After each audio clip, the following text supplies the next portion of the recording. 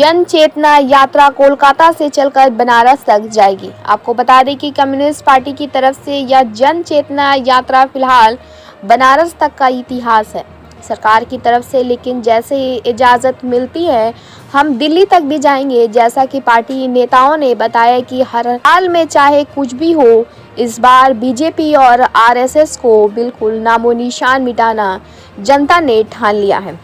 यह बात अशोक बैठा मीडिया कर्मी से कही और उन्होंने यह विश्वास भी जताया कि लगभग सभी गरीब, कमजोर किसान, सभी ऐसे फांसीवादी सरकार, किसान विरोधी सरकार, गरीब मजदूर विरोधी सरकार को जितना जल्दी हो सके इससे नामो निशान मिटाना जनता ने तय कर लिया है। और यह 2024 में ही देखने को मिल जाएगा।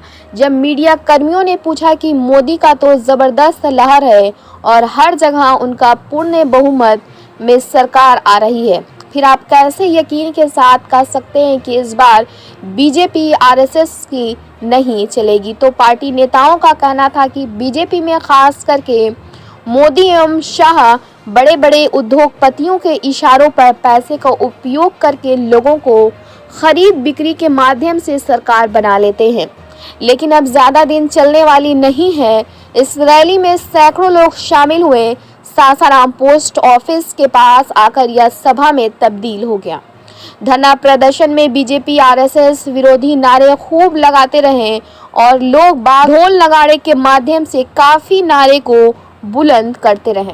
ब्यूरो रिपोर्ट, बिहार दर्शन।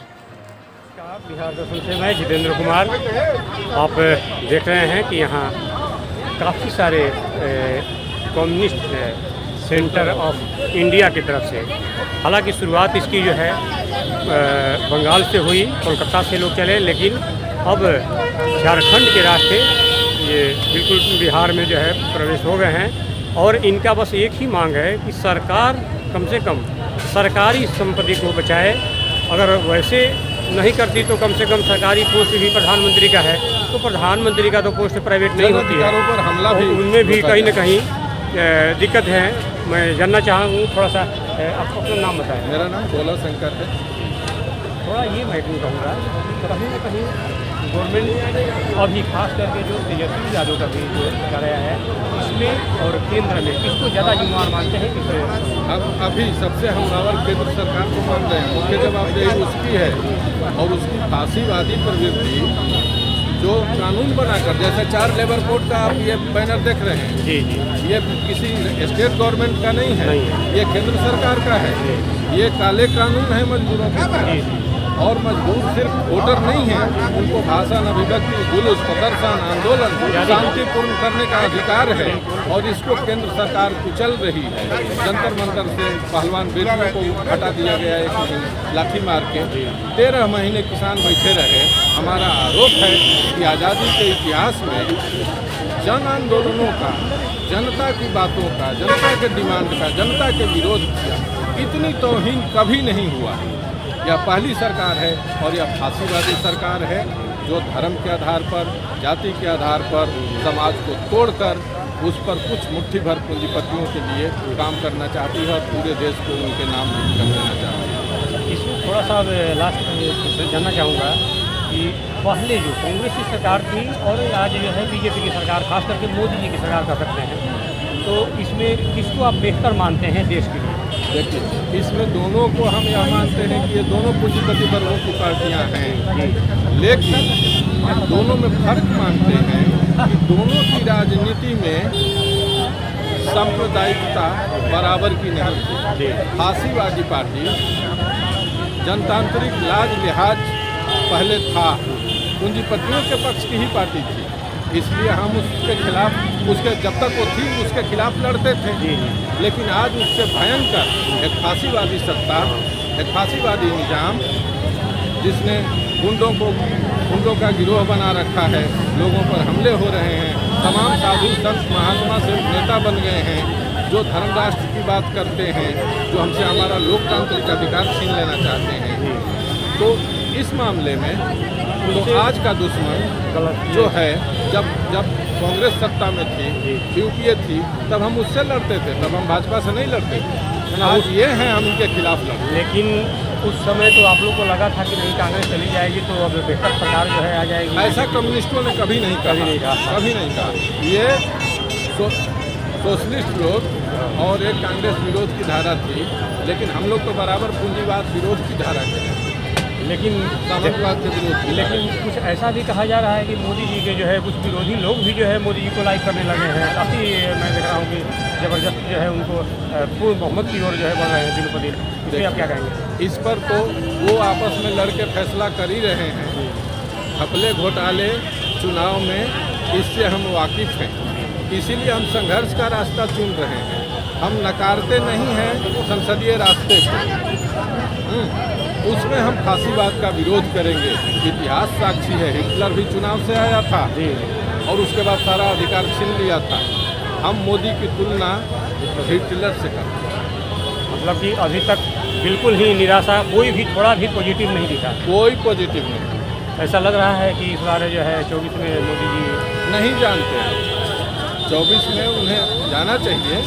उनके खिलाफ भावनाएं बढ़ रही हैं, लोग एकजुट हो रहे हैं, तो उन्हें जाना चाहिए। लेकिन उनके प्रतिद्वंदी जो हैं उन पर भी तो निर्भर करता है। हम मजदूरों के संघर्ष के साथी हैं, हम संघर्ष के द्वारा इसका फैसला करेंगे। संप्रदायवाद पर हमला बोल, इनकलाब जिंदाबाद, महंगी शिक्षा नीति वापस लो, गौरी शिक्षा नीति वापस लो, गौरी शिक्षा नीति वापस लो, इनकलाब जिंदाबाद, नाम उधार करो नीति वापस लेना होगा, नाम उधार करो नीति वापस लेना होगा, इनकलाब जिंदाबाद।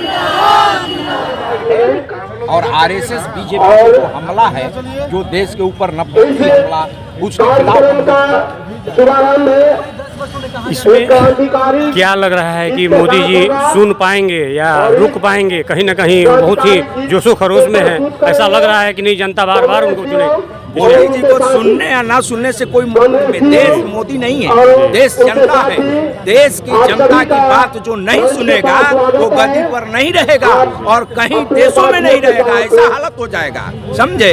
इसलिए हम सुनाने नहीं, हम चेतावनी देने के लिए आए हैं। हम जनता मालिक है लोकतंत्र में और जनता चेतावनी दे रही है कि आप होश में रहो। हिटलर भी जो है अंत में आत्महत्या करना पड़ा, यही लाल झंडा, यही जनता है। इसलिए तानाशाह की अंत होता है और इनका भी अंत होगा। इसमें हम देख रहे हैं कि इतना बड़ा हुजूम, ऐसा लग रहा है जैसे जनसैलाब सा उमड़ गया है। ऐसा क्या लग रहा है कि मतलब कि ये बनारस तक जा करके खत्म हो जाएगा या दिल्ली भी? अभी हमको बनारस से आगे वो परमिशन नहीं दिया, ये अभी शुरुआत है। हम पूरे देश स्तर पर निकालेंगे, पूरे देश में जो है जन चेतना जगाएंगे, जनता को बोलबंद करेंगे।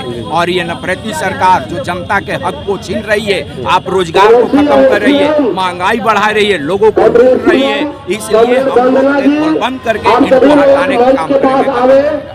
इसमें थोड़ा सा मैं जानना चाहूँगा, ये अभी जो तेजस्वी जी का सरकार है, नीतीश कुमार विकासपुर है, इनमें आप कितना मेरिट देना चाहते हैं? नीतीश और जो भी है यहाँ बिहार की, बिहार को तो गर्दन कर दिया, खत्म कर दिया। बिहार में शिक्षा को खत्म कर दिया। अब इनको ये जो है एकदम जो है बिहार को लूट रहा है, बिहार के अफसरशाही बढ़ा दिया, जनता त्रसित है। बिहार में जो है अब कुछ रह नहीं गया, रोजगार भी नहीं है, लोग भटक के जा रहे हैं, देश विदेश में जा रहे हैं, दुनिया में भटक रहे हैं। इसने किया क्या? सिर्फ जो है अपने लोगों को लेकर लूटने का काम किया बिहार। लेकिन जैसा कि नेताओं के द्वारा, खास करके बीजेपी के द्वारा कहा जा रहा है कि अब जो है हमारा देश का बहुत प्रतिष्ठा बढ़ रहा है, विदेशों में काफी नाम हो रहा है, इस पर आप क्या कहेंगे? किसका विदेश में नाम है? ये मोदी जी जब से आए हैं। वो नहीं है, विदेश में जो है कुछ दलाल लोग रखा है, दलाल करता है बस। विदेश में कोई नाम नहीं है। नाम तो भारत का उस जमाने था, भारत आज बनाए थोड़े ये नाम करेंगे। मोदी भले आ जाए, भारत बहुत है, भारत एक बहुत प्रतिष्ठित राष्ट्र है, इसमें दो राय नहीं है। भारत का बड़ा इतिहास है, इसलिए अंग्रेज को उखाड़ के फेंक दिया, इसलिए भारत कोई बनाएंगे क्या? भारत को ये अमीरों के हाथ बेचेंगे बस। और ये अपना नाम बताएं। स्मिता। और आप चूँकि कलकत्ता से चल करके आई हैं यहाँ, कैसा लग रहा है, कैसा महसूस हो रहा है इस रैली में आकर के? जी, यात्रा के प्रति जनता का समर्थन तो काफ़ी साफ है। जी। पूरा बिहार में हर जगह पे जनता ने अपना समर्थन बयां किया है और जनता का जो रोज दिन का शोषण है, दुख है, बेरोजगारी है और जनचेतना यात्रा का आस यही है कि जनता ये जनचेतना यात्रा के जो समर्थन दिखाए है इसको लेके ये यात्रा बनारस तक पहुँच पाएगी, तो अच्छा अनुभव है। क्या ऐसा लग रहा है कि मोदी जी को 24 में रोक दिया जाएगा? देखिए, सिर्फ चुनाव का सवाल नहीं है, सवाल उनका समाज से उखाड़ फेंकने का है। लेकिन चुनाव से तो उखाड़ फेंकेंगे, ये लेके कोई टेंशन नहीं है। नहीं, वो तो ठीक है, लेकिन जब तक मोदी जी रहेंगे ये ऐसा संभव नहीं है। जाहिर सी बात है कि मोदी जी को ही हटाने के लिए। मोदी जी का सवाल नहीं है, फांसीवाद का सवाल है। जी जी। दूसरों भी कोई नेता आ जाएगा मोदी जी की तरह और कोई आ जाएगा, एक ही नीति को बयां करेगा ना, तो नीति बदलने का सवाल है, सत्ता बदलने का सवाल नहीं है। सत्ता बदलेगा, नीति भी बदलेगा। थोड़ा सा मैं ये जानना चाहूँगा, क्योंकि मोदी जी के आने से लोगों का कहना, जैसे योगी जी ने भी काफ़ी ये धर्म के नाम पे काफ़ी लोग पॉपुलरिटी हासिल कर रहा है, जनता भी इतना ज़बरदस्त जो है वोट देकर जिता रही है। क्या आने वाले समय में ऐसा लग रहा है कि ये रुतबा जो है एकदम फीका हो जाएगा? थोड़ा जनता अगर जागेगा तो हर सत्ताधारी उसके सामने फीका ही हो जाएगा। जनता को जगाने का ही प्रयास है हमारा। अंदर तो दुख है, अभी जनता कब जगेगी ये तो जनता बता पाएगा, लेकिन जनता अगर जागेगा एक बार तो सत्ताधारी सारे पार्टी फीका हो जाएगा। धन्यवाद।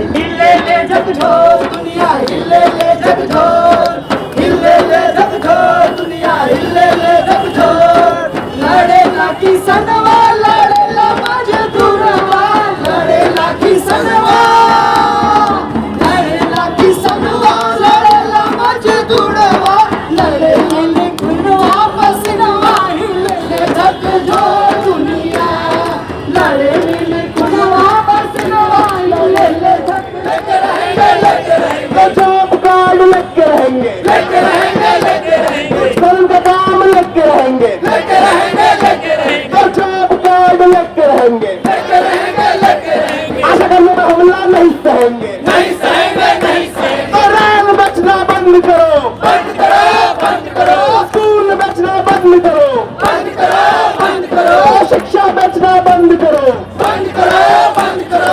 स्वास्थ्य बेचना बंद करो, बंद करो, बंद करो। निजीकरण है बर्बाद, हो बर्बाद, हो बर्बाद। पूंजीवाद हो बर्बाद, हो बर्बाद, हो बर्बाद। मन्नू राज हो बर्बाद, हो बर्बाद, हो बर्बाद।